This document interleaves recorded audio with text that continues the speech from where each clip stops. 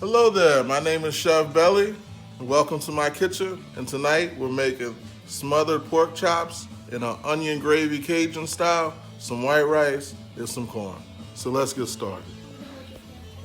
So right here you see we have a pan. I've had it preheated for a while now. I'm gonna add some corn oil if I can find it.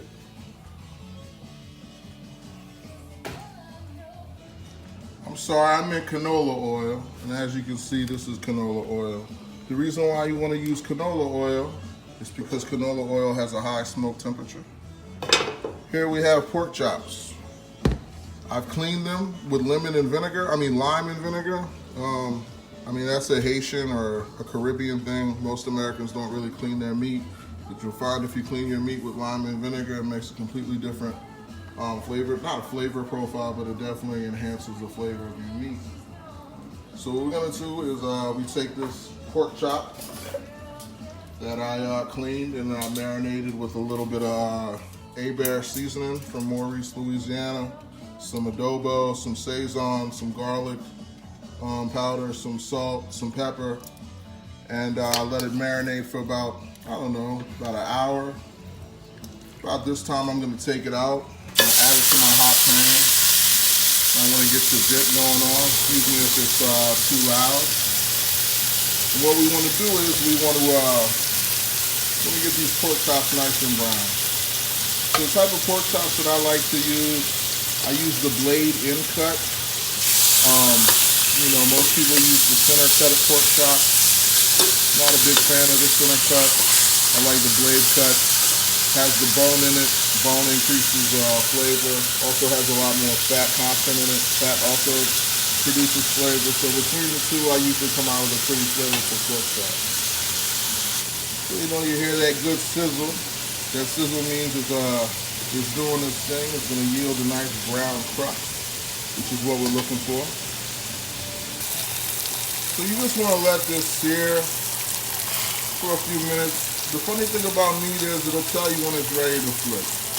If it's still sticking to the pan when you try to turn it like this, that means it's not ready to go. But as you can see, my pork chop easily flips with that nice golden brown crust on there. That's what we're looking for. Woo! Oh yeah, that's looking real good. In the meantime, while that's searing, you want to get your other ingredients ready. So here you see I have 1 onion, 1 bell pepper, 1 celery, or 2 stalks of celery that I chopped up. That's in Louisiana, that's called the Holy Trilogy. You're gonna wanna get this chopped up because as soon as that pork chop is finished searing, we're gonna start making the base of our gravy. So now we come back to our pork chop. You wanna check on them. You see they're not sticking. So we go ahead, I move them to the side like that.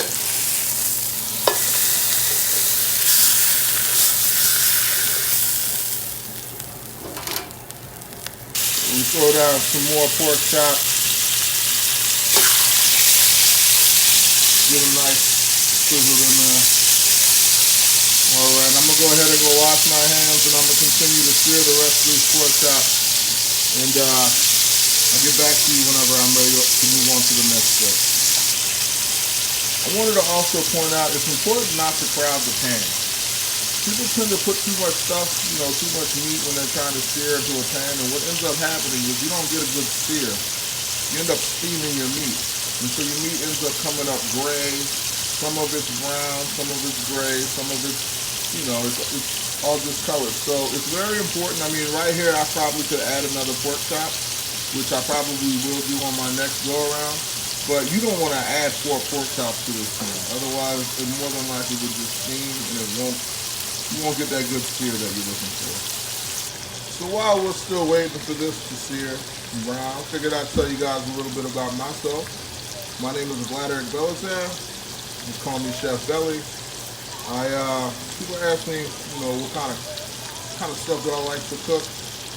I cook a fusion between Cajun food and Haitian food. And the reason being is I'm West Indian, Haitian specifically. Both my parents are Haitian. Migrated to this country, this beautiful country of ours. Where I was born in DC, but I was raised in South Louisiana. So as I grew up, my mom was a fantastic cook. And she tried to blend the two together. So she's really my inspiration to the things that I cook in the kitchen. I try to take the best of both worlds and pair them together. Anyone who's ever been to Louisiana will tell you Louisiana is known for their food. And when you mix that Cajun food with some Haitian food, oh man, I'm telling you, some good stuff. So that's what I like to cook. A little bio about me. Just cooking, loving what I do. So I had to turn the surface light down. I realized it was giving you a glass. You really couldn't see the browning that I'm talking about. If you see that right there, that's what you want. You want nice golden brown color to your food before you start to cook it. That brownness, that's goodness, that's deliciousness. That your taste buds are gonna taste in a few minutes. That's all that is. If you're worried about burning your food, trust me, as long as you moderate the heat and you're attentive to what you're doing, you will not burn your food. Ladies and gentlemen, it's 2018. And last thing I'm tired of hearing is people talking about they don't know how to cook. So I figured I'd come out here and show people that cooking in the kitchen really isn't as hard as you might think it might be. I know it might be intimidating looking at pots and pans and thinking you're gonna burn your house down. But if you can tie your shoes, you can cook some food. All right. So we're coming up on this last pork chop. Flip it, and you see it's nice and browned on both sides. I'll move it to my stack of pork chops I have over here. So as you see all that brown goodness at the bottom. Oh yeah, that's just flavor building. So here we're gonna throw in our onion, a bell pepper, celery, get all that in there.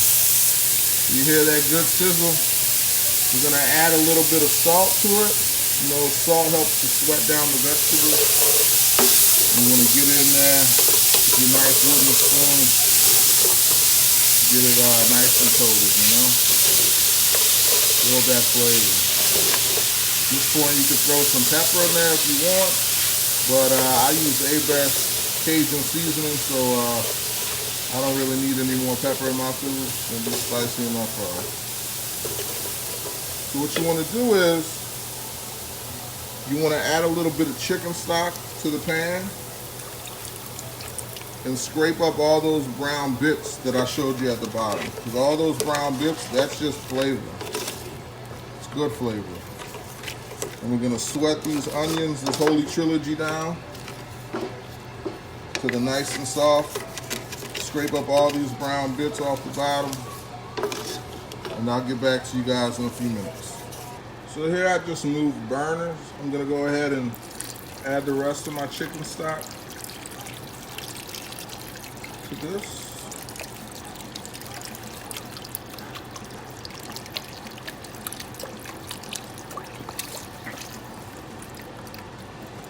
As you can see, it's got a good color so far. We're gonna go ahead and raise that temperature up just a little bit. Get it to start cooking good. And as you can see here, I brought out the Dutch oven. You know, I moved that over so that I could use the burner in the middle, because I like the burner in the middle to get my Dutch oven preheated. What we're gonna do now is we're gonna start building a roux.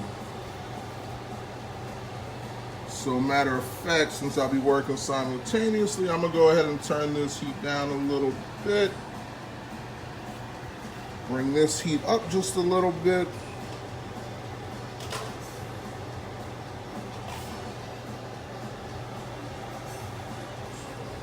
So as we start our roux, we're gonna add about a cup of canola oil. You could use, you know, coconut oil. I wouldn't use it, but you could because it has a high smoke content. Anything with a high smoke content, peanut oil. I choose canola oil because it's relatively flavorless, so it doesn't add anything extra to your food. You can use vegetable oil, corn oil. So as that oil heats up, we look back over here. We got this sauce going on. It's doing this thing. It's starting to come up to a simmer. So my issue is I don't really measure things out in the kitchen. I typically just go off an eyeball. But for this video's purpose sake, I'm going to go ahead and try to tell you guys what I'm adding. So this is about a teaspoon of Tony Chachere's, teaspoon of granulated onion powder, about 2 tablespoons of dried parsley, about a tablespoon of fresh garlic, minced garlic. So you just go ahead and stir that in there, give that a quick stir. Let all that goodness cook a little bit. And we're gonna focus our attention back to our oil that we started making for the roux. So to this cup of canola oil, I'm gonna add about 3/4 cup of AP flour. As you can see, it's starting to sizzle, which is a good thing. Now the key to good roux is you can't leave it alone, otherwise you'll burn it. So what we're looking for here is we want to get a nice brown roux, like a nice caramel colored roux. So you just keep your eyes on it, let it cook, don't let it burn.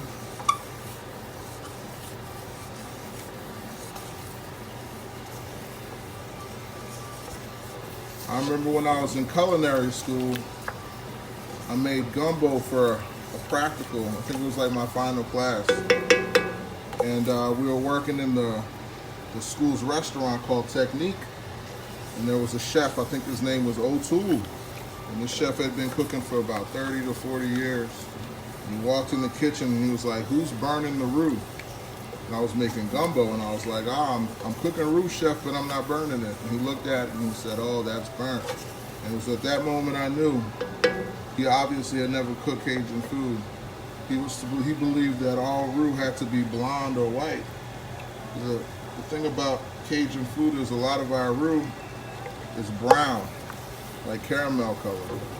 So as long as you're stirring it and you're keeping an eye on it, it won't burn. But this is not the time to go use the bathroom or check Facebook or be on Twitter or Instagram or doing homework with your kids. Right now you should just be in the kitchen, standing over your roux and watching and stirring.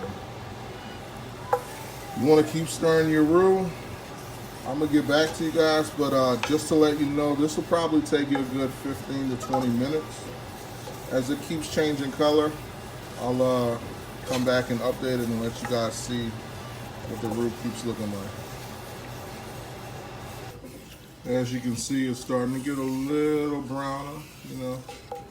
It's not nearly where we want it to be yet, but it's starting to get a little bit of color. So I'm just going to continue to stir this, and I'll check back in with you guys in a few minutes. As you can see, it's starting to look a little bit like coffee milk, so we're getting a little bit more color into it. But again, it's not where we need it to be. So I'm just going to continue stirring this, and I will get back to you guys. So as you can see, it's getting a little bit darker in color. And as you continue to cook it, you'll notice that it starts to get off an aroma, like a nutty aroma. Don't be alarmed by that. That's what it's supposed to smell like. But we're just going to keep on stirring. So here I am. I'm back. As you can see, it's starting to get more color. It's getting that, you know, looks like iced coffee, light with milk. Anyway. Still not where we want it to be. We're still going to be stirring this for a little bit. So I will get back to you guys in a few. Here we are, still stirring. It's getting that nice dark brown color, but it's not quite where we want it to be yet. But it should be getting there probably within the next 5 to 10 minutes. So stay with me, and I'll be right back. Oh yeah, we back. Look at that dark brown color. Woo! So as you can see, it's starting to look more caramel. And that aroma, that nutty aroma, man. Smells good. So probably gonna keep stirring this for maybe 5 more minutes. maybe. And when I'm done with it, I'll let you guys see it in a few minutes. So here we're back, and this is about the color you want your roux for this particular dish. I mean, if you're making gumbo, you could make it darker, but I'm not making gumbo. I'm making smothered pork chops with an onion gravy. So I'm good with this color. As you can see, it's nice and dark brown. Has a nutty aroma. And at this point, I'm gonna go ahead and add this concoction over here that we made earlier into my roux.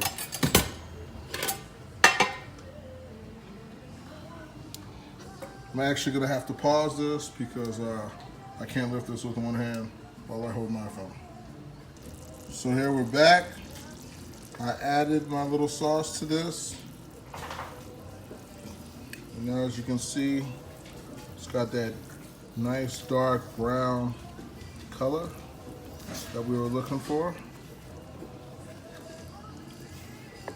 Continue to stir and incorporate. I'm gonna add my pork chops.